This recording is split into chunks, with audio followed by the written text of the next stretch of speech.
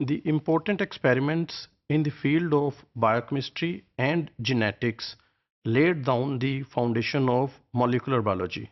The most important experiments among those were the description of DNA's structure by Watson and Crick, and in the field of genetics, the main experiments which contributed towards the development of molecular biology were the experiments of Avery, who proved that DNA is the genetic material.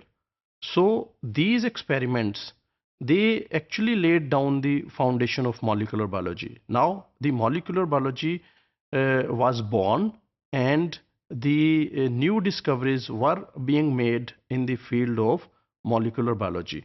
So the question was how DNA is expressed, how it transfers its information in the form of proteins. So this problem was solved in 1957 by Francis Crick, who laid out the central dogma of molecular biology.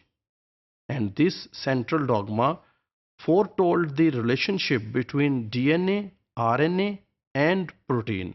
It described how DNA transfers its information to RNA, and then this information is translated in the form of proteins.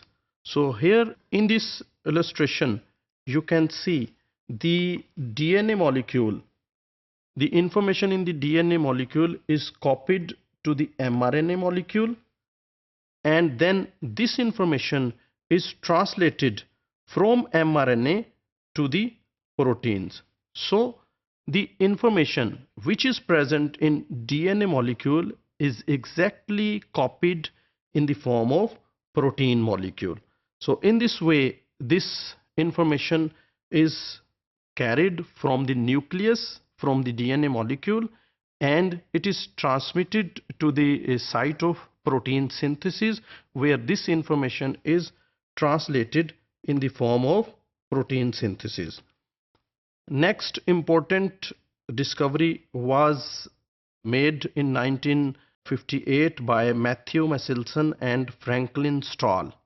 They proved that the replication in a DNA molecule was semi-conservative, because this was another important problem, that how a DNA molecule is replicated into two molecules and then into four molecules.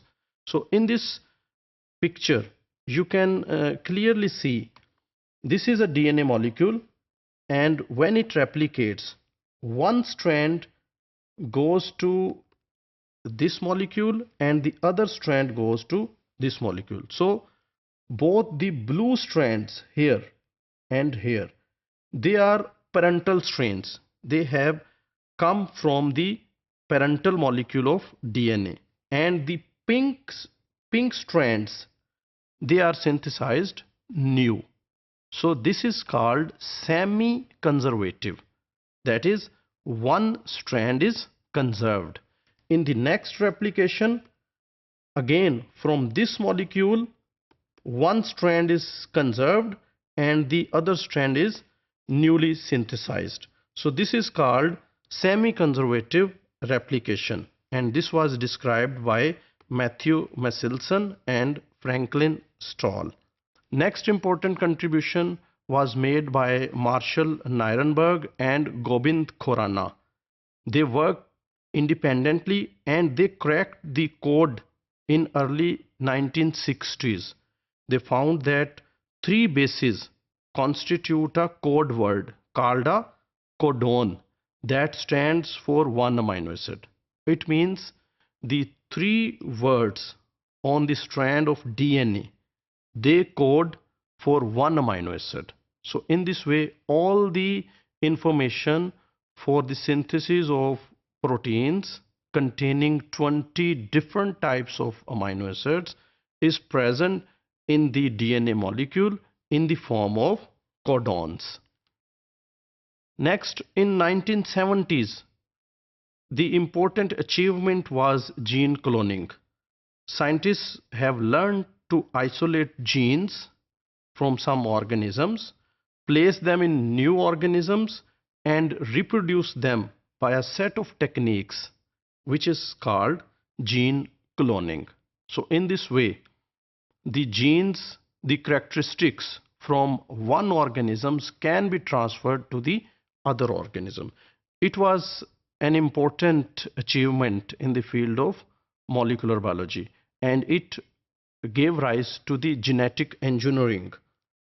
So with the help of this gene cloning and genetic engineering, many genetically modified organisms were created, and these organisms included plants and animals, and many of these genetically modified organisms are in practice, they are in the field, and still many new are being created.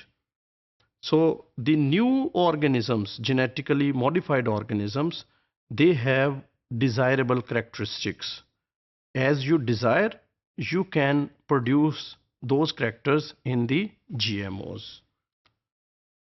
The important contribution, perhaps the most important contribution in the field of molecular biology, is the Human Genome Project. The Human Genome Project was launched in USA in 1990 and was completed in 2003. The main goal of Human Genome Project was to sequence the whole genome of the human and to identify and to map all the genes present in the human genome. There are approximately 35,000 genes present in the complete human genome.